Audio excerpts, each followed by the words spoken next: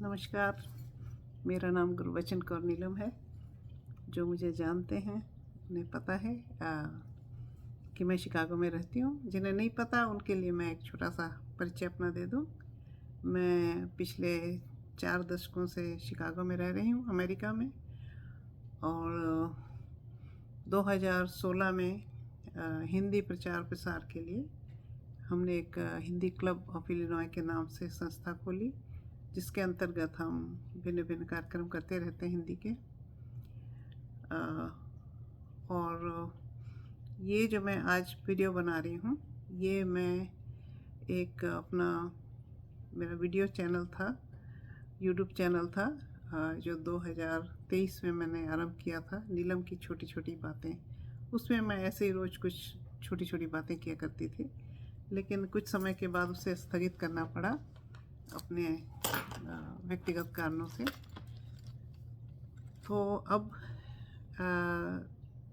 मैंने एक काव्य संग्रह छपाया है जुगनू के नाम से। ये 2016 में छपा था पहला संस्करण, और दूसरा संस्करण 2024 में छपा है। तो मैंने अपने एक मित्र को दिखाया वो, तो उन्होंने कहा तुम्हें इसका यूट्यूब चैनल शुरू करना चाहिए और उसमें इसके लिए बातें करो। तो मुझे आइडिया बहुत अच्छा लगा।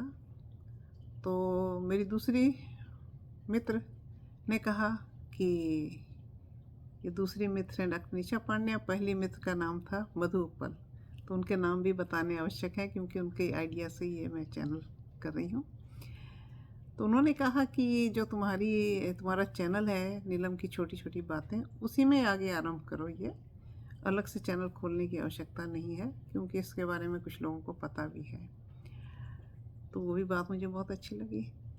तो इसमें छोटी छोटी बातें भी करेंगे और जुगनू के बारे भी बातें करेंगे, और एक और ट्विस्ट के साथ मैं आप सबको भी इसमें जोड़ना चाहती हूँ, क्योंकि आप लोगों में से बहुत मेरे साथ जुड़े थे। 2022 और 23 2 वर्ष हमने हिंदी क्लब ऑफ इलिनॉय के अंतर्गत में लघु कथा का एक कार्यक्रम किया था, जिसका नाम था लघु कथा के विभिन्न रंग, हर रविवार नीलम के संग।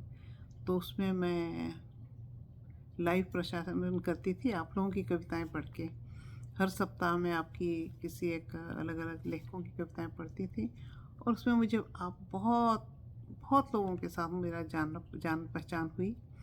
आप लोगों ने इतना प्यार दिया उस कार्यक्रम को कि अभी तक कई लोग पूछते हैं कि वो कार्यक्रम बंद क्यों किया, क्योंकि मेरे पास 2-2, 3-3 महीने के एडवांस में लघु कथाएं पड़ी रहती थी उसमें। तो खैर वो समाप्ति करनी थी। तो 2023 के अंत में या 24 के पहले वीक में शायद मैंने वो कार्यक्रम का अंत कर दिया।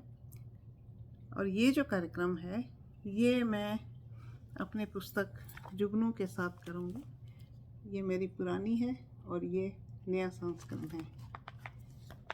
तो इसमें मैं एक कविता अपनी बोलूँगी और मैं आपको उस कविता का शीर्षक दूँगी उस पर मुक्तक लिखने के लिए। तो आप उसमें मुक्तक लिख के मुझे भेजें कि आप उस पर क्या विचार रखते हैं। तो अच्छा लगेगा, आपको भी इंटरेस्ट आएगा, मुझे भी अच्छा लगेगा कि आपके इस शब्द पर क्या विचार हैं। और मैं अपनी कविता पढ़ूँगी और जो लोगों के विचार हैं, समीक्षाएं हैं, वो उसकी भी बातें थोड़ी करूँगी। तो हाँ, इसके लिए मैं आपको शब्द दूँगी मुक्तक लिखने के लिए और आप उसमें भेजें। तो मुझे लगता है कि ये कार्यक्रम बहुत अच्छा रहेगा। आप कहिए कि आपको कैसा लग रहा है। मुझे मुक्तक मिलेंगे तो पता चल जाएगा कि आप लोगों को अच्छा लग रहा है कार्यक्रम। तो पहला तो इसी जुगनू से शुरू करते हैं, जो मेरी पुस्तक का शीर्षक है। जुगनू से ही आरंभ करेंगे। तो जुगनू के ऊपर आप अपने मुक्तक लिख के भेजें। और मैं 3 सप्ताह के दे रही हूँ, 3 शब्द दे रही हूँ। पहला है जुगनू, दूसरा है मुखौटा या मुखौटे, और तीसरा है मानव।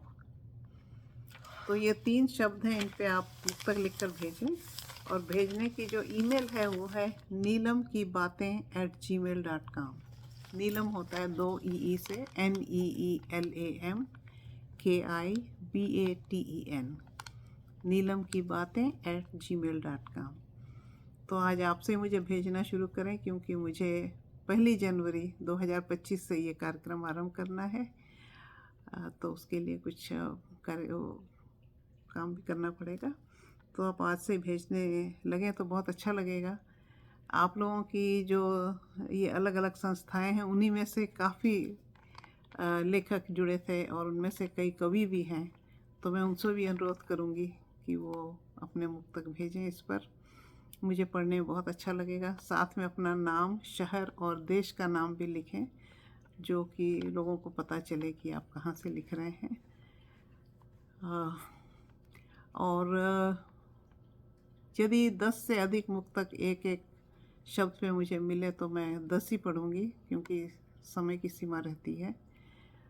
तो आप भेजने लगे मुझे जुगनू, मुखौटा और मानव, 3 शब्दों पर अपने मुक्तक भेजें, मुझे बहुत अच्छा लगेगा। ईमेल फिर से है neelamkibatein@gmail.com। तो मुझे बस प्रतीक्षा रहेगी आपके इसकी। कुछ कमेंट भी हों, कुछ आपको सजेशन देने हो तो वो भी आप ईमेल में भेज सकते हैं।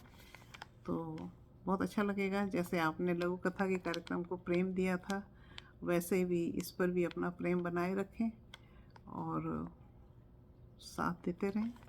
बहुत बहुत धन्यवाद। नमस्कार।